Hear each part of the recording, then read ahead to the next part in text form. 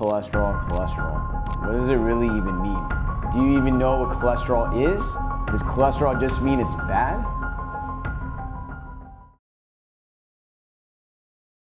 Well, what is plaque?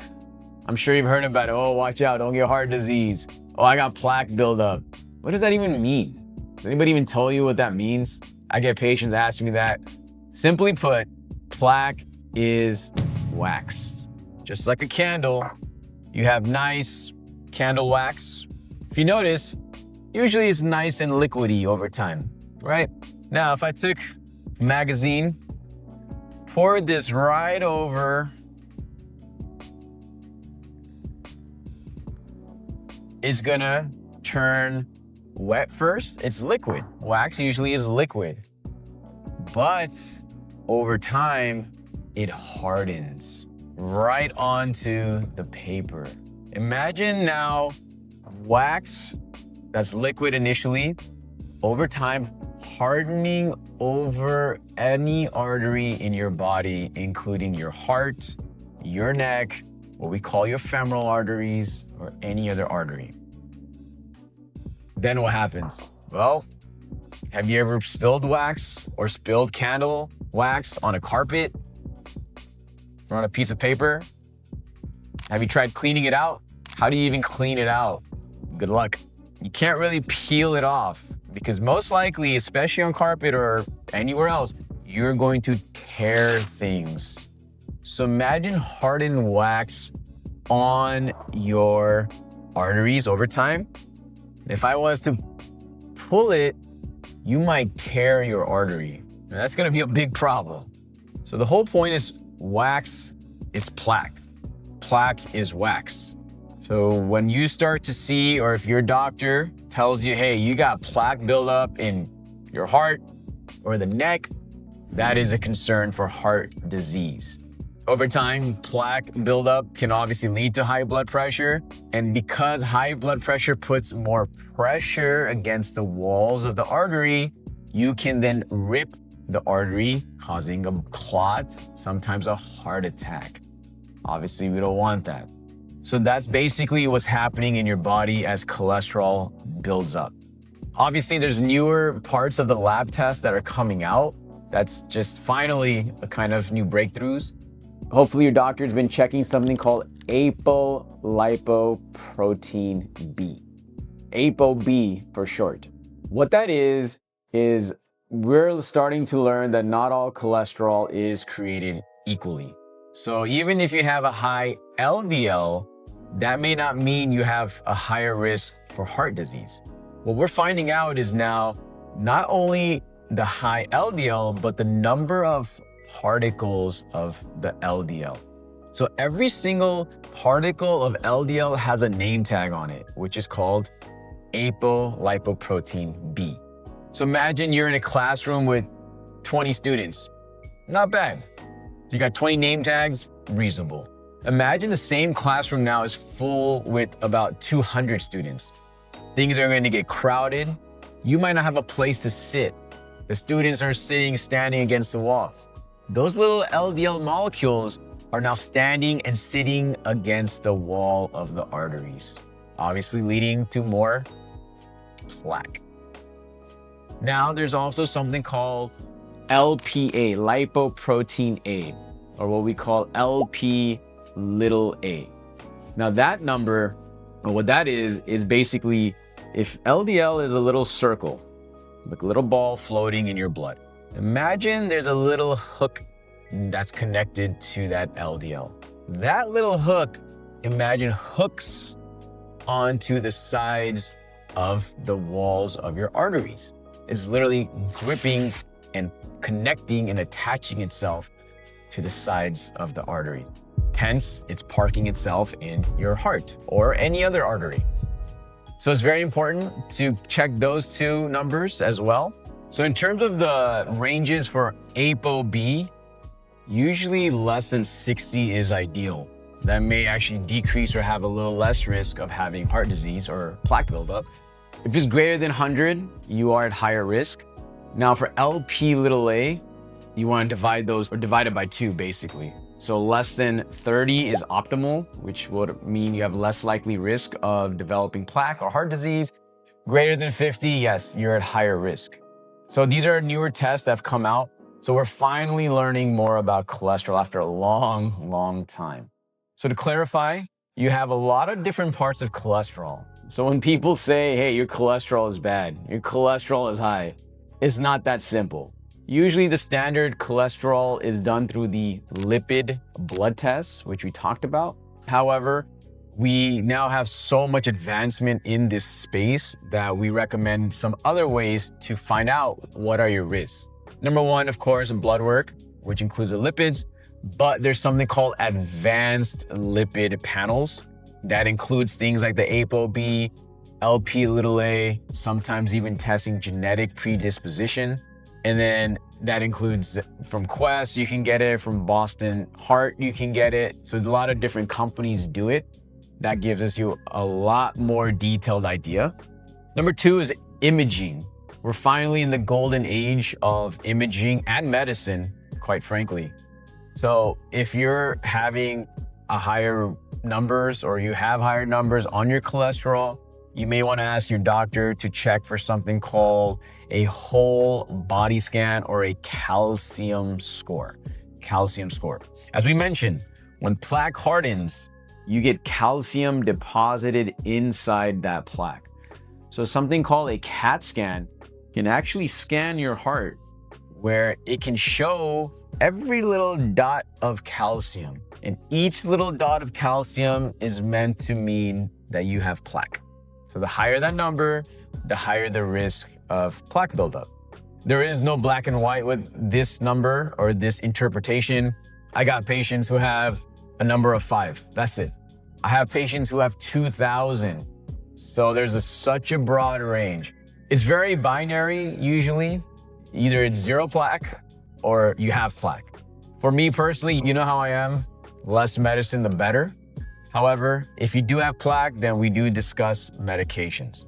Now, the other way to check, let's assume this is 0. All right, you're good to go.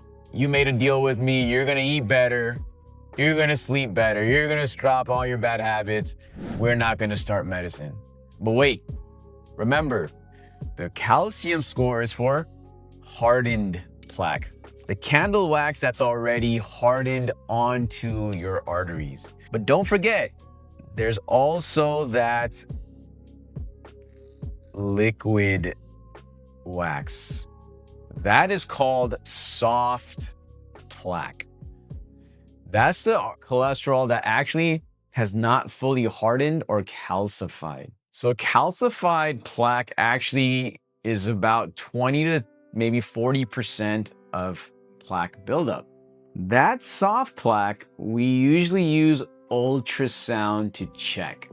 Remember, the places you check, of course, the heart, a little hard with ultrasound because the heart arteries are very small. Don't forget your neck. Why? What do these supply? Your brain. So a lot of times we do a carotid ultrasound, which checks any soft plaque that can be still stuck on the walls of the arteries here. As of recently, I've been doing the research. Another very common place that plaque can develop in the big arteries are what we call your femoral arteries, right where your pelvic area is. You can also develop plaque there. So 3 places you always want to check: neck, heart, femoral arteries. If you have any plaque, yeah, I hate to say it, we're probably going to talk about medicine. Of course, let's talk about medicine. What medicine do we recommend? You guys heard about statins? Uh-oh. Here we go. Here comes everybody telling me, no, Instagram says it causes dementia, it causes diabetes. I heard in TikTok not to take it. Yeah, I hear that all the time too.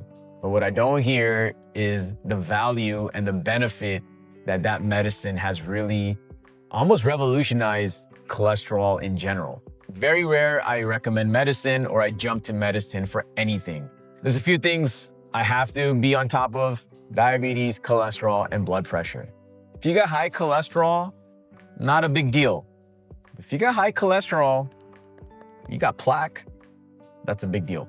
Your body's already predisposed to developing plaque, and it's a very slow process. Imagine that wax, it takes forever to harden. So when people get heart disease or plaque, they're like, I don't get it. I was fine my entire life. It's like, yeah, it's been building. Now it's showing up. The idea is cholesterol medicine, aka statins specifically, such as atorvastatin, rosuvastatin, simvastatin, like Lipitor, Crestor, Zocor, very commonly prescribed. They're meant to actually decrease the production of cholesterol in the liver. So forget trying to take plaque out of the blood. Let's go to the source, which is your liver. The idea is by you decreasing overall cholesterol production, you have less cholesterol in your body. And hence, less cholesterol, less likely chance is going to park itself in places where it should not park. So the goal is, of course, as we mentioned, if you're on or if you have high cholesterol and you have heart disease, diabetes, other issues, your goal is to try to get that number down, the LDL, to 55. The biggest way we measure the benefits and to see is our medicine actually working is by measuring LDL cholesterol or lipids every 3 months. Obviously, that is the biggest target for the medications at this time, but we're finally going to come out soon with medications that targets that LP little a, that little hook right on the cholesterol. There is medication coming out in the next, hopefully, few months to next year that will finally target that. And I personally think that's going to be a really big breakthrough in cholesterol science and cholesterol medicine in general. So overall, number one thing is if you got plaque, you know how it goes. Not a fan of medicine, but we try what we can in our power. So speaking of bargaining with my patients, I always like to give them a chance. First thing you can do is watch what you eat, right? Sometimes if you eat a lot of red meats, a lot of fatty foods, everything we like, it can increase your risk for cholesterol. But you might be completely healthy. You might eat like perfect. You might be spick and span, eat very clean, very disciplined, and your cholesterol is high. Sometimes it is the luck of the draw. It's not your fault. Genetics does play a part. And if that's the case, then we do consider those types of medicine. So usually there's different types. Like I said, of course, we focus really on diet. You want to work out, exercise. Remember, exercise, the goal is for the plaque to not harden. So if there's something liquid or waxy that's kind of the candle wax is not hardened, how do you clear that? You can power wash it off. So think of exercising as you pumping that blood to your body to power wash the insides of your arteries. I can't go into your arteries and remember, tear off the wax because you will tear off your arteries. So if you can, please exercise, walk, move it, move it, move it. So those are top two. And of course, I would be remiss if I said stress doesn't play a role. If I was a doctor back in the day and said, oh, your issues are due to stress, they call me a quack doctor. Reality is stress is very powerful, okay? So if you maybe don't manage your stress appropriately or ignore your stress or bury your stress, it will find its way out, usually in unhealthy ways. Now, if you cope with stress in unhealthy ways, if you are a smoker, if you drink, you probably are not doing yourself that much of a favor. Smoking, of course, already hardens the arteries as itself. Nobody wants to hear it.